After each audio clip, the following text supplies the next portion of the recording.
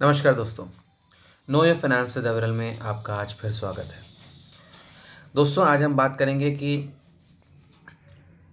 हमें कितनी एसआईपीज़ करनी चाहिए, कितने म्यूचुअल फंड्स खरीदने चाहिए, 1, 2, 10, 20, 200 कितने खरीदने चाहिए।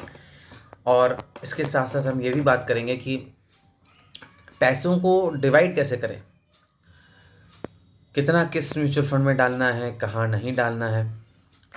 इस पे भी हम लोग थोड़ा सा डिस्कशन करेंगे। बट आगे बढ़ने से पहले ये सभी डिस्कशंस मेरे एक्सपीरियंसेस और ऑब्जर्वेशन के बेस पे हैं। अगर आपको कोई बात सही लगती है तो उसको अपने जीवन में अप्लाई करने से पहले अपने किसी फाइनेंशियल एडवाइज़र और अपनी फैमिली से डिस्कस कर लें।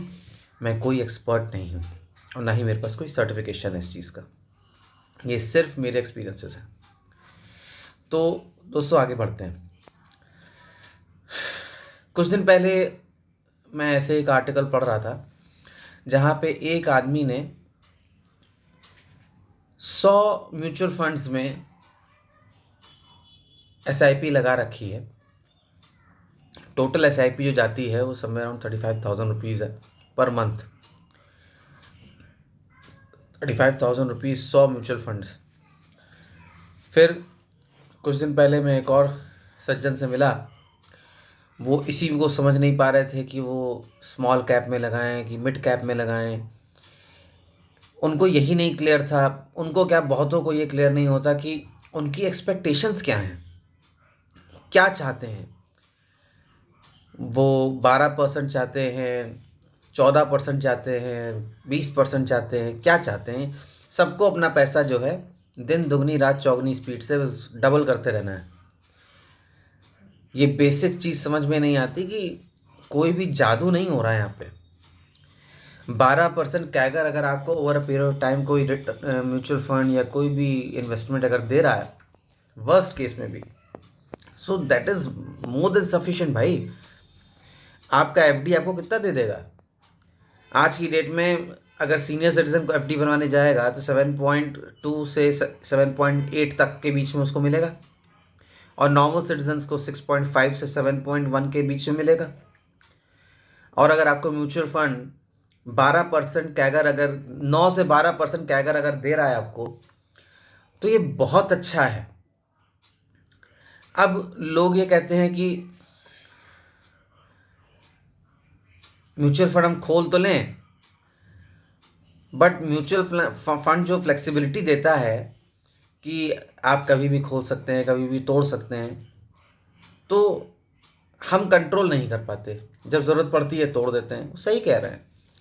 अभी किसी फंड हाउस ने कुछ दिन पहले बताया भी था कि जब से उनका वो म्यूचुअल फंड स्टार्ट हुआ तब से 25 साल पूरे हुए थे उनके म्यूचुअल फंड हाउस के, तब से लेके अब तक केवल 23 ऐसे कस्टमर्स थे जो तब तक जुड़े हुए थे उस म्यूचुअल फंड से। बाकी मैक्सिमम जनता जो थी तीसरे साल तक निकल गई थी। यही हर म्यूचुअल फंड का हाल है। लोग आते हैं करिश्मा सोच करके, और जहां पहली ज़रूरत कहीं दिखती है तुरंत सबसे पहले वो एग्ज़िट मार देते हैं म्यूचुअल फंड से। मेरे परम मित्र भी ऐसे ही हैं, वो भी यही करते हैं। उनको तो समझाया भी है, बट फिर भी उनको तो इंस्टेंट रिटर्न चाहिए होता है, तो इसीलिए उन्होंने अब म्यूचुअल फंड में डालना भी बंद कर दिया है। तो दोस्तों, सबसे पहला क्वेश्चन हमारा जो था कि कितने म्यूचुअल फंड हमें लेने चाहिए। तो इस क्वेश्चन का प्री रिक्विजिट ये है कि हमारी एक्सपेक्टेशन क्या है आरओआई की, रिटर्न ऑन इनकम, उसमें हमें क्या चाहिए। तो लेट्स सपोज हम बहुत ही नॉमिनल वर्स्ट केस सिनेरियो लेके चलें कि हमें 12% कैगर चाहिए है over a period of time, and this period will be somewhere around 10 years, right. तो 10 साल तक का अगर आप विजन लेके चल रहे हैं मिनिमम, उससे ज़्यादा हो तो अच्छी ही बात है, और 12% कैगर चाहिए, तो आप इंडेक्स फंड्स में जाइए।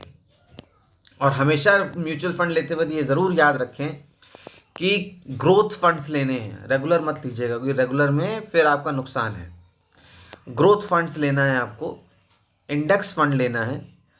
और इंडेक्स में अगर आप निफ्टी 50 या निफ्टी नेक्स्ट 50 लेंगे तो over a period of time आपको 12% कैकर मिल ही जाएगा, ऐसा हो ही नहीं सकता कि ना मिले।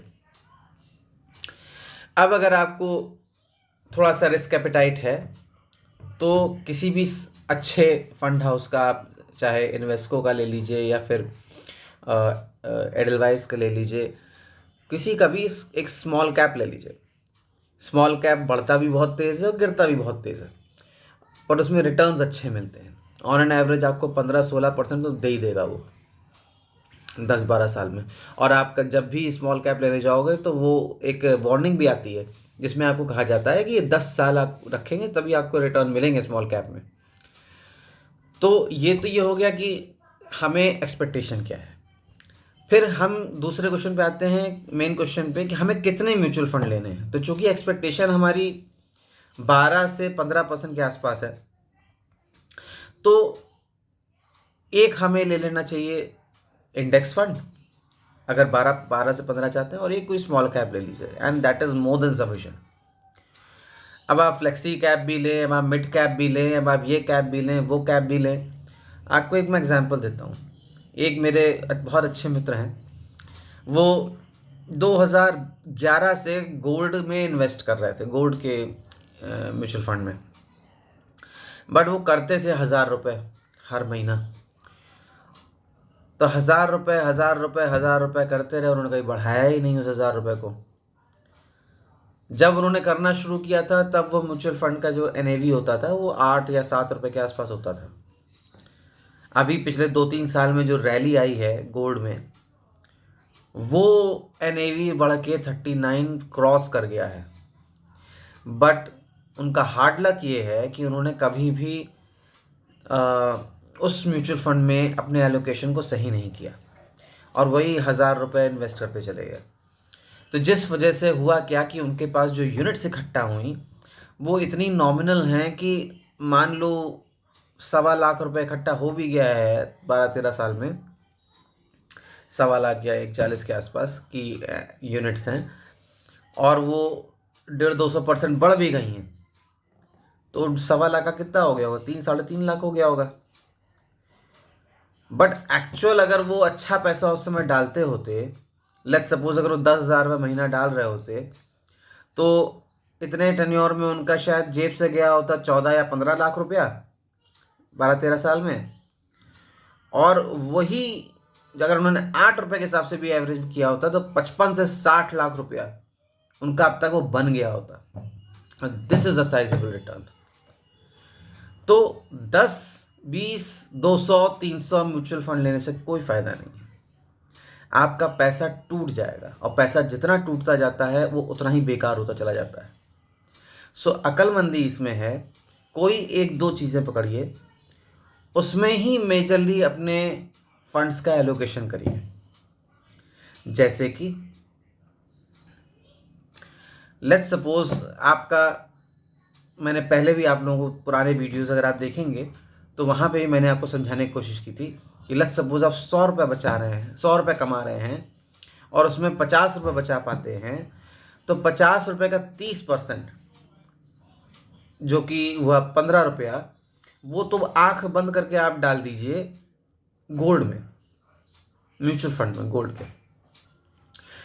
30% आपने वहाँ डाल दिया, उसके बाद जो पैसा बच रहा है उसमें आप 20% पैसा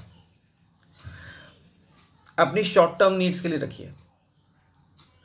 जैसे कि बच्चे की फीस अगले साल आपको जमा करनी है, या फिर बच्चे के पीपीएफ में आपको पैसा डालना है, या फिर कोई एक शॉर्ट ट्रिप करनी है, तो उसके लिए एक आरडी चला दीजिए।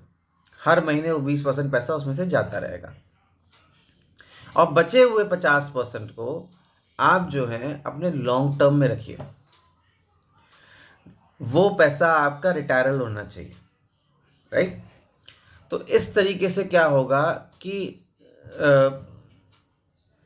आपका वो रिटायरल जो है आप यूज़ कर सकते हैं अपने म्यूचुअल फंड इन्वेस्टमेंट में। तो कितने म्यूचुअल फंड्स? एक आप इंडेक्स फंड ले लो, एक आप स्मॉल कैप ले लो, और इसी में अपने पैसे को डिवाइड करिए। आपने गोल्ड ऑलरेडी ले रखा है, चाहिए तो सिल्वर भी ले लीजिए। तो गोल्ड और सिल्वर दोनों तरफ से आप कवर हो गए। इधर आपने अपने इंडेक्स कवर कर लिए, तो इंडेक्स में आपका हो गया एक निफ्टी 50, एक हो गया निफ्टी नेक्स्ट 50, है ना, और एक आप स्मॉल कैप ले लीजिए, राइट। सो अगर कोई व्यक्ति 100 रुपये कमा रहा है तो 50 रुपये में 15 रुपये तो उसने डाल, 50 रुपये बचा रहा है तो 15 रुपये उसने डाल दिए गोल्ड में। अब उसके जो 25 रुपये बचे हैं, 10 रुपये तो वो अपने आरडी में डालेगा, और 25 रुपये जो सेविंग में बच रहे हैं, उन 25 रुपये को आप डिवाइड करोगे अपने निफ्टी 50 में, निफ्टी नेक्स्ट 50 में, स्मॉल कैप में, और इसके बाद अगर आपका और मन है तो एक मिड कैप ले लीजिएगा या फ्लेक्सी कैप ले लीजिएगा, राइट। तो इस तरीके से अगर आप डिवाइड करेंगे तो 3 से 4 म्यूचुअल फंड से ज़्यादा आपके पोर्टफोलियो में नहीं होने चाहिए। सैकड़ों फंड्स अपने पोर्टफोलियो में रख के आप अपने पोर्टफोलियो की रेड़ पीट रहे हैं। जितनी ज़्यादा आप यूनिट्स खरीदेंगे उसमें आपका फ़ायदा है, ना कि हर तरह के म्यूचुअल फंड में घुसने से आपको कुछ मिलने वाला है।